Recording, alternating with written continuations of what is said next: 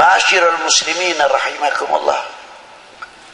Dan selanjutnya sampai tangan yang diwudui, kaki yang diwudui. Kalau umat Islam benar-benar tangan yang sudah suci ini, ya maaf saja, tangan yang sudah bersih, menjalankan sholat 5 waktunya baik, tutur katanya baik, mukanya tabassum baik, dan lain sebagainya. Mungkin tangan yang bersih ini tidak mau kalau diajak korupsi. Sebabnya apa? Setiap hari sudah dibersihkan.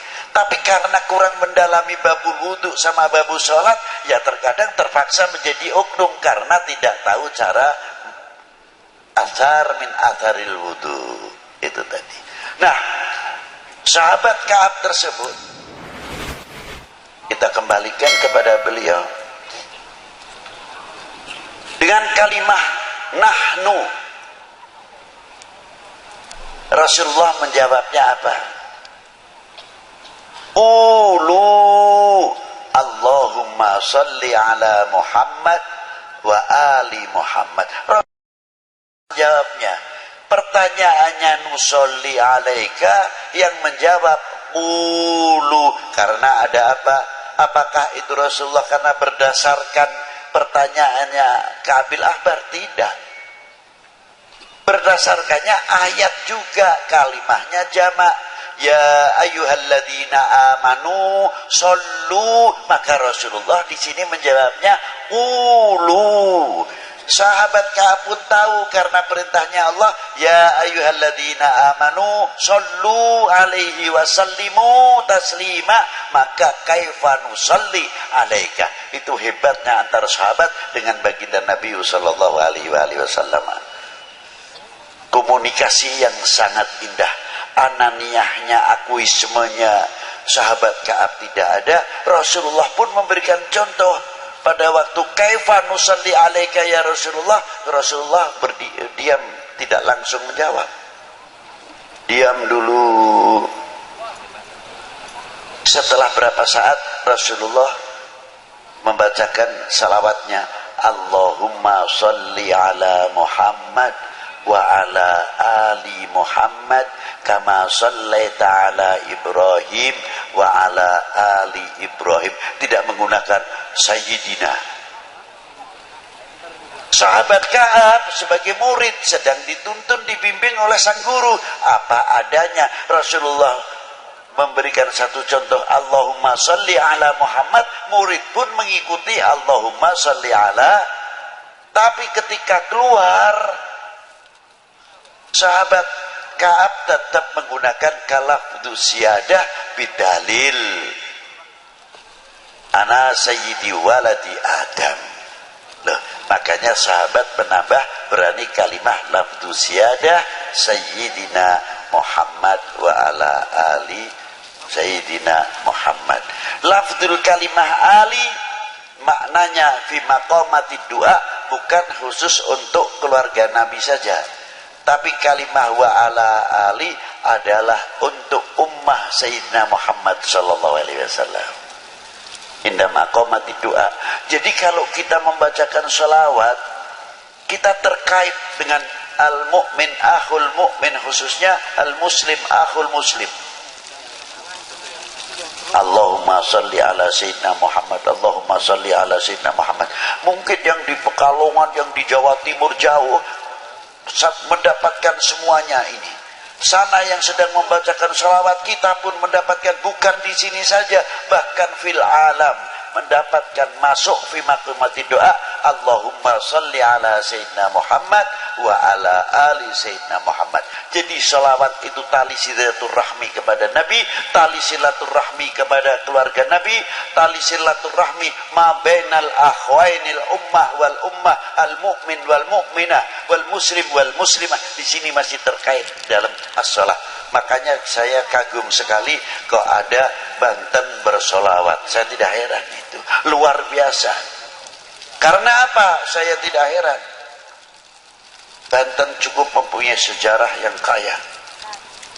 Saya tidak kepura-kepuraan. Saya ngangkat tidak. Kakek saya asli dari Banten. Kiai Hasan Qudsi itu asli Banten. Bin Muhyiddin.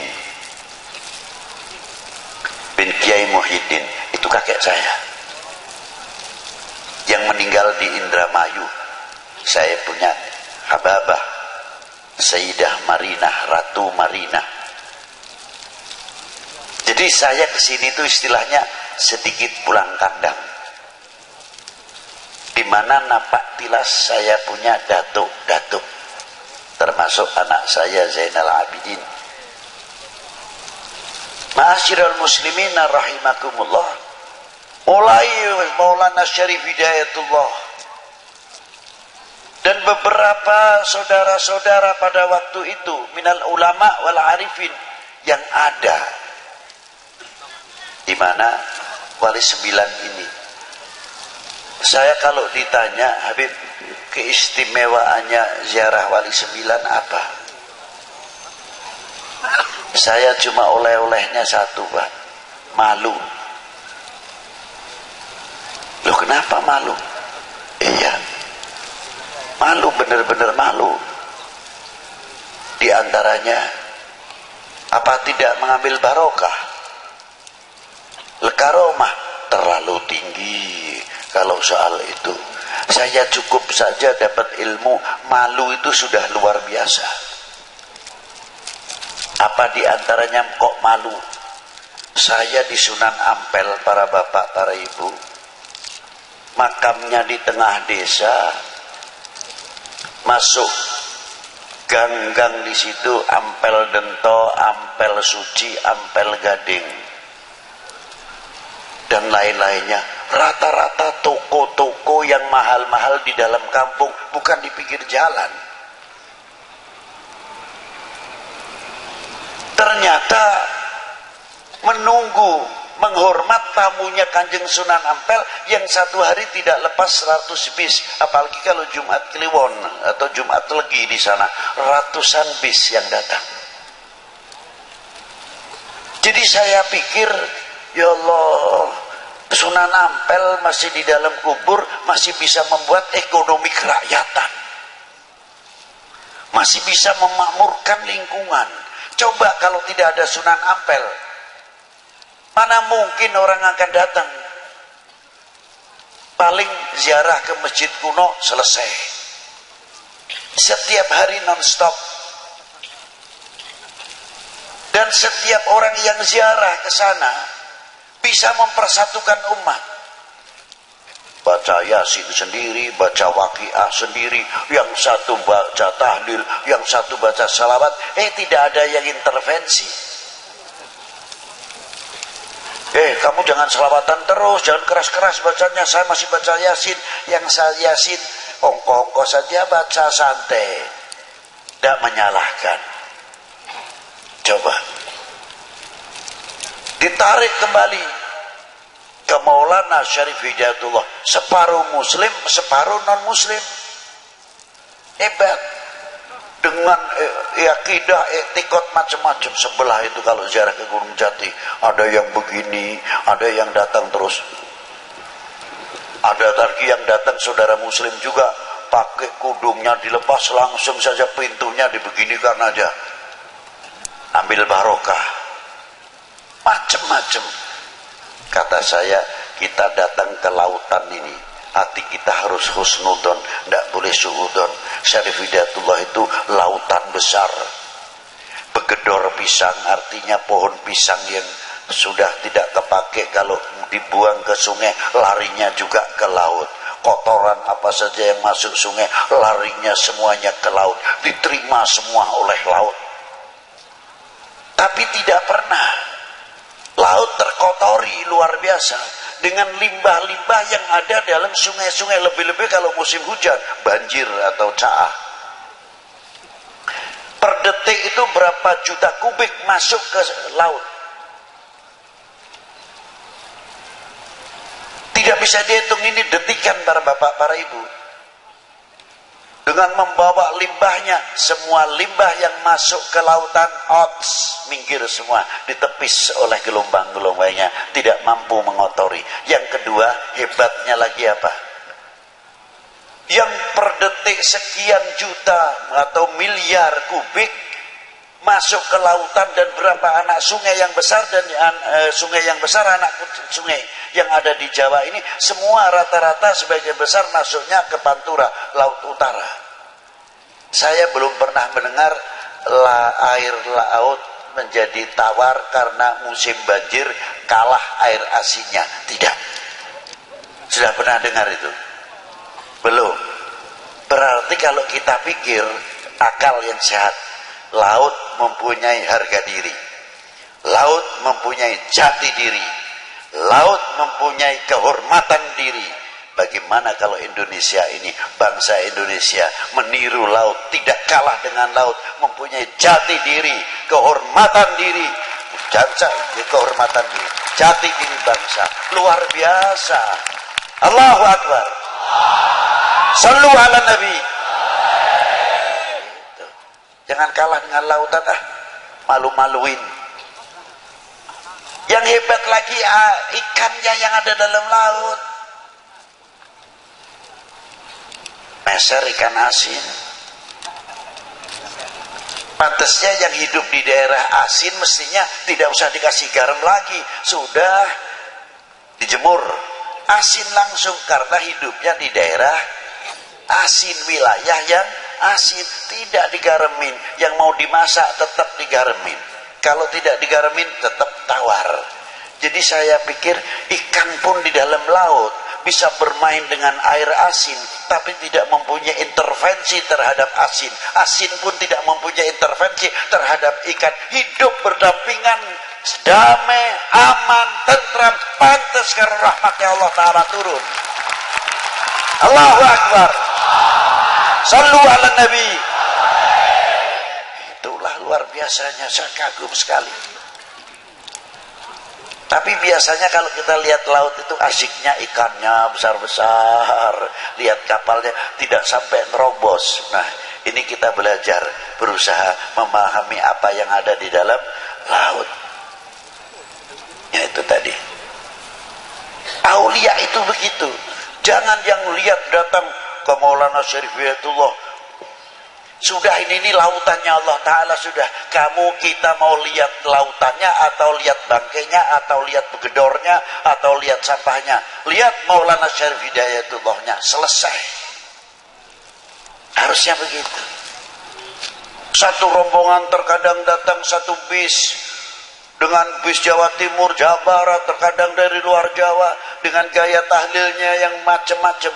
La ilaha illallah, la ilaha illallah, la ilaha illallah, la ilaha illallah. Yang satu lain lagi kelompok ini, satu bus entah dari mana.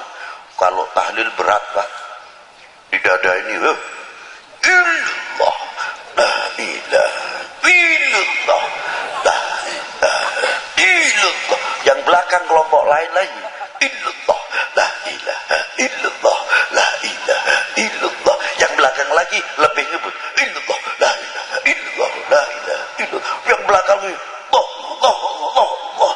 Yang lain lagi sallallahu ala Muhammad, sallallahu ala Muhammad. Yang satu lagi ya Latif, ya Latif. Tidak ada yang paseha, tidak ada yang tukaran. Berarti orang mati masih bisa mempersatukan umat, orang mati masih bisa mempersatukan bangsa, orang mati masih bisa memberikan tuntunan, bukan tontonan. Allah, Allah, Allah. Sallu ala Nabi. Luar biasa. Maka saya malu kalau lihat Syarif Hidayatullah. Seumpamanya saya ceritakan, yang satu zikirnya la ilaha illallah, la ilaha illallah. Yang satu illallah. Kang, jangan begitu nih, dada saya sesek. Biasa saja tahlilnya, biasa seperti saya. Kata rombongan ini, saya itu mantepnya begini, sampai nongkong wae tulan niru-nuru. Yang sebelahnya satu rombongan lagi yang tahlilnya illallah, la ilaha illallah, la ilaha illallah. Tapi matanya ke sana ke sini, lihat ini dua rombongan pasya.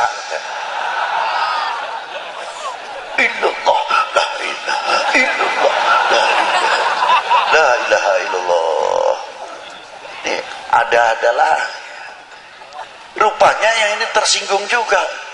Lu lagi ribut, kita masih begini, ente tambah ngebut. Katanya ngebut, loh kalau saya tidak ngebut mana mungkin saya dapat banyak. Nah itu. Enggak lama datang orang gede untung besar. Pakainya speaker nih dikempit begini kan.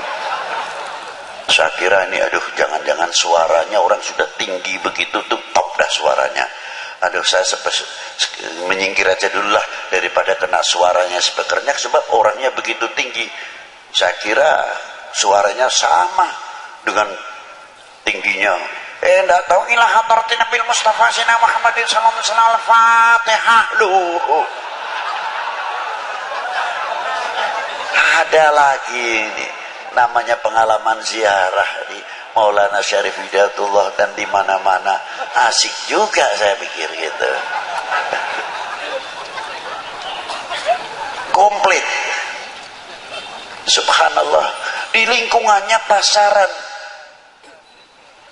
Ekonomi kerakyatan terbangun.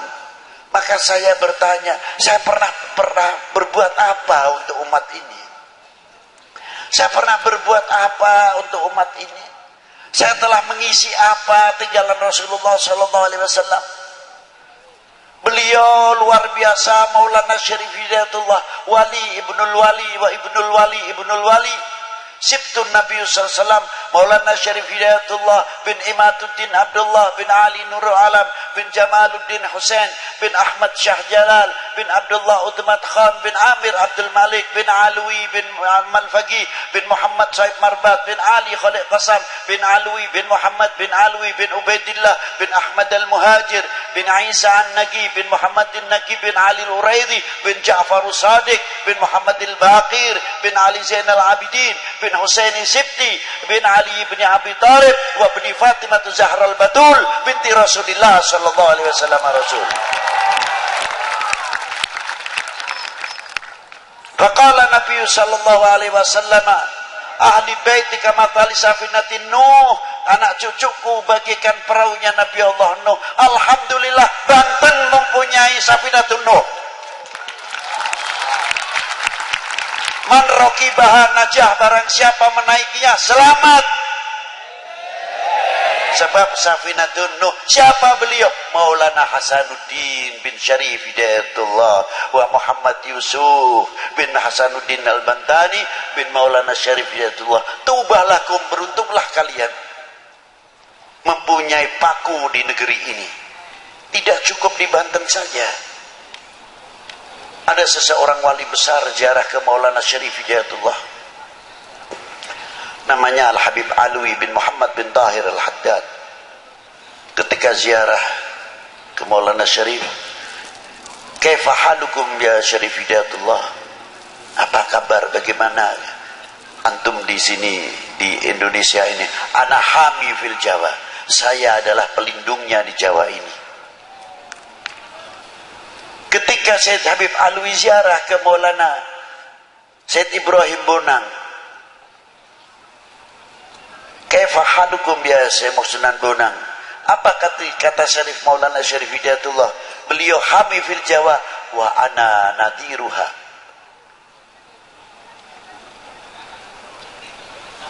Direksinya artinya. Ketika ziarah ke Maulana Hashim Sunan Derajat, apa kata kakakku, adikku Maulana Ibrahim dan Syarif Hidayatullah? Beliau nadiruha wa hamiha, dijawab oleh Maulana Hashim Sunan Derajat, ana harisuha. Indonesia insyaallah selagi ada 3 orang ini insyaallah payung rahmatnya Allah Ta'ala luar biasa. Beruntunglah kami semua khususnya, dan beruntunglah kalian yang fil Banten ini. Semoga dengan sholawat Nabi itu tadi menjadi mercusuar dan yang luar biasa, kita menjadi contoh penyejuk, kita menjadi contoh perekat sebagaimana yang dicontohi oleh Maulana Hasanuddin Banten. Mungkin kalau kita mencontoh Syarif Hidayatullah terlalu jauh, kita contoh Maulana Hasanuddin Banten. Begitu hebatnya. Dulu kalau kecil saya ziarah ke beliau masih kurang ramai, sepi. Sekarang sudah orang ziarah luar biasa, ramainya luar biasa. Ya Allah, kapan aku ini mendapat qatrah sedikit sajalah dari Maulana Hasanuddin, bisa memberikan satu contoh yang luar biasa. Bagaimana hidup beliau pada waktu perjuangan mempertahankan Malaka dari pertahanan Portugis. Bagaimana anaknya Sultan Abdul Fattah Adipati Yunus mengirimkan pasukannya untuk mempertahankan Indonesia daripada serangan Portugis yang sudah menduduki Malaka dan lain sebagainya. Beliau itulah dermawan, murah senyum, basyasyah seperti kakeknya baginda Nabi SAW. Sampai mati pun masih bisa memikirkan ummah, masih bisa sebab memberi makan yang hidup.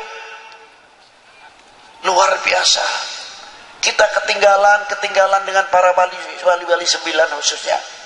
Beliau mempunyai manajemen hidup rapi, mempunyai visi misi rapi, mempunyai konsep yang luar biasa. Bukan terus kita dakwatul Islam dengan cara-cara yang kurang terpuji. Beliau berdakwah dengan akhlakul karimah yang luar biasa. Yang ahli pertanian dengan pertaniannya, yang ahli ketabiban dengan ketabibannya, yang ahli penyakit dengan ahli penyakitnya, yang ahli pembangunan dengan pembangunannya, yang ahli ekonomi dengan ahli ekonominya, sehingga pada waktu itu makmur apa yang dipimpin oleh para beliau-beliau. Itu hebatnya wali 9. Kita kalah, itu diantaranya. Maju luar biasa, tapi terkadang kita ketinggalan. Kita masih berbicara khilafiyah, talqin, tahlil, maulud, manakib, teater, nabubu. Sampai kapan? Tertinggal dan tertinggal. Kita malu rasanya. Rasulullah ketika hijrah, pedangnya bisa diganti dengan pedang apa? Melahirkan ilmuwan intelektual, membangun sarana pendidikan, sarana ibadah, membangun dunia ekonomi yang luar biasa, membangkitkan dunia pertanian yang luar biasa. Mungkin kalau kita terjemahkan dengan bahasa sekarang, Allahu Akbar, bangun ekonomi, Allahu Akbar, bangun marketing, Allahu Akbar, bangun perguruan tinggi khusus ilmu Al-Quran, ilmu pengetahuan yang ada di dalam Al-Quran. Allahu Akbar, bangun supermarket, Allahu Akbar, bangun mall, bukan Allahu Akbar, bangun khilafiyah. Dari sini ke sana, dari sana ke sini, talqin, tahlil, maulud, manakib, terus begitu dan begitu, tidak ada habisnya. Yang satu membid'ahkan, yang satu menjawab, yang dan lain sebagainya. Sedangkan bangsa lain membuat senjata yang hebat, membuat nuklir yang hebat, pesawat tempur yang hebat, pesawat ataupun kapal-kapalnya yang luar biasa, canggih luar biasa. Kita tertinggal. Betul? Betul enggak? Tinggal. Belum pesawatnya untuk jamaah haji, yang bikin siapa? Ketinggalan lagi. Ilmu IT, antropolognya, astronominya, elektronya, ketinggalan semuanya. Obat-obatan sampai alat-alat kedokteran, siapa yang bikin kita ketinggalan juga?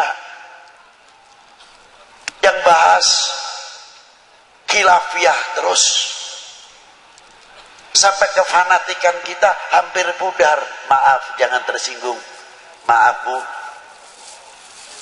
jangan marah ya. Saya ngomong seadanya aja. Seandainya kita itu fanatik dengan apa yang hasil bumi pertiwi ini, kita bisa mengejar ekonomi kita yang tertinggal. Karena apa? Hasil karya bumi pertiwi kita terangkat namanya.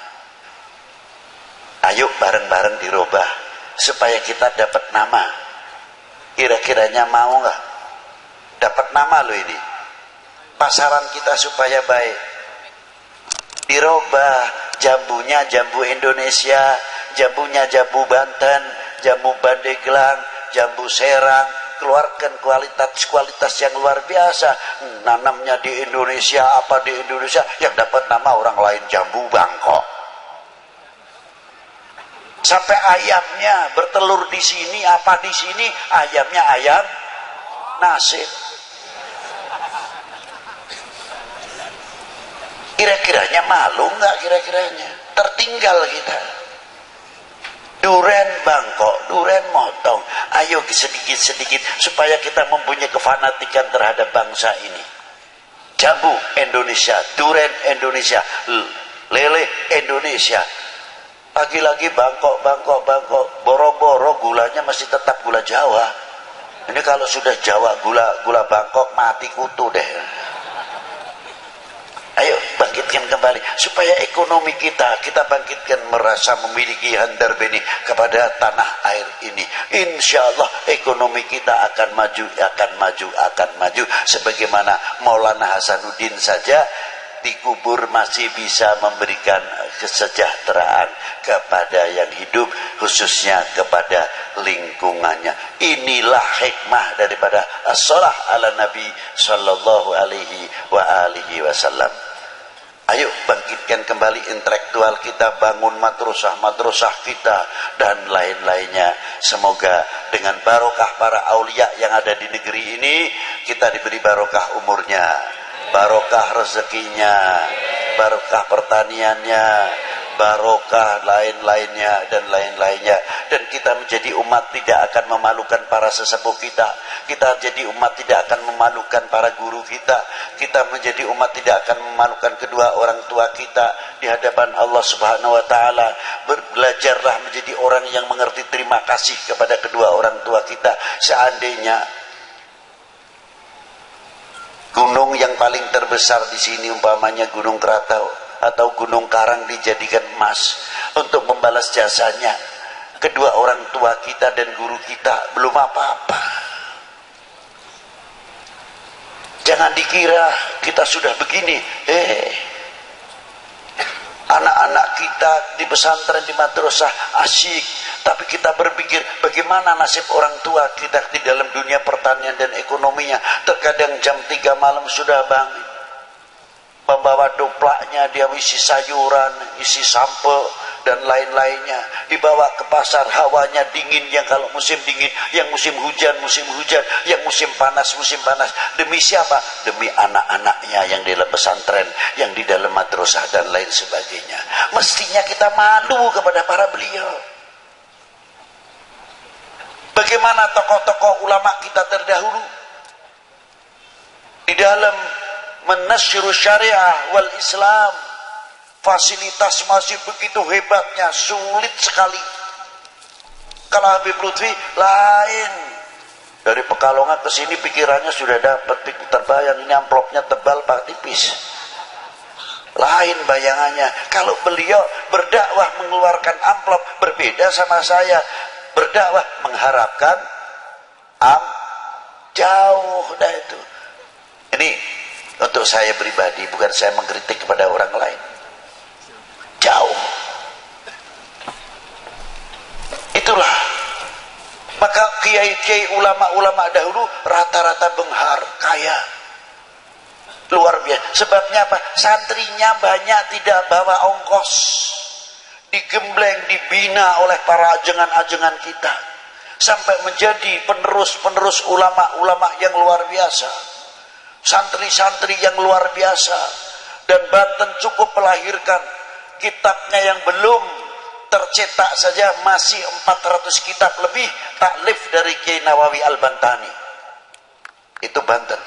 Belum Syekh Abdul Karim, Mursyidut Thariqah Qadiriyah, dari Syekh Ahmad Khatib Sambas sampai ke atas. Orang yang lalai hatinya, yang kotor, dihias oleh Syekh Abdul Karim.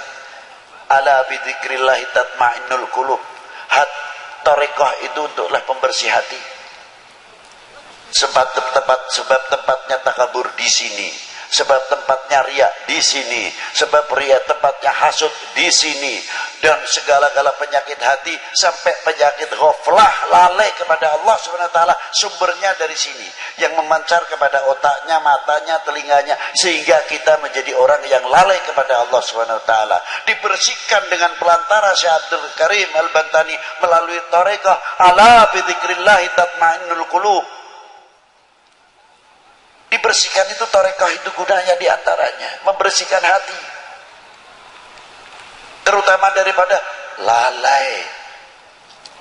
Kalau kita sedang mengucapkan la ilaha illallah, merasa didengar, dilihat oleh Allah Ta'ala, merasa diperhatikan oleh baginda Nabi sallallahu alaihi wasallam, artinya kita sambil bercermin la ilaha illallah, selalu kita robitoh kepada guru-guru kita sampai mampu robitoh kepada baginda Nabi sallallahu alaihi wasallam. Kalau kita bisa mengamalkan itu, aman luar biasa. Karena apa? Kita selalu merasa didengar, dilihat oleh Allah Subhanahu wa ta'ala. Mau berbuat maksiat malu, mau ngomongin orang malu, mau nyaci maki orang malu, mau nyacat orang malu, karena kita selalu dilihat oleh Subhanahu wa ta'ala. Itulah diantara pentingnya tarekah. Semoga kita dimasukkan golongan min ahli la ilaha illallah Sayyidina Muhammad Rasulullah sallallahu alaihi wasallam. Demikian yang saya bisa sampaikan. Saya tidak bisa panjang lebar, tapi saya hanya bisa berdoa. Semoga majelis ini, saya minta sama Allah Ta'ala, tawasul kepada baginda Nabi SAW. Ya Rasulullah, ini tawassul tu bika. Kita mohon kepadamu ya Allah dengan tawasul kepada kekasihmu. Semoga majelis ini sampai majelis dunia wa akhirah bisa duduk bersama Rasulullah SAW. Allahumma. Itulah yang bisa saya sampaikan, kurang lebihnya wal afu minkum. Wassalamualaikum warahmatullahi wabarakatuh.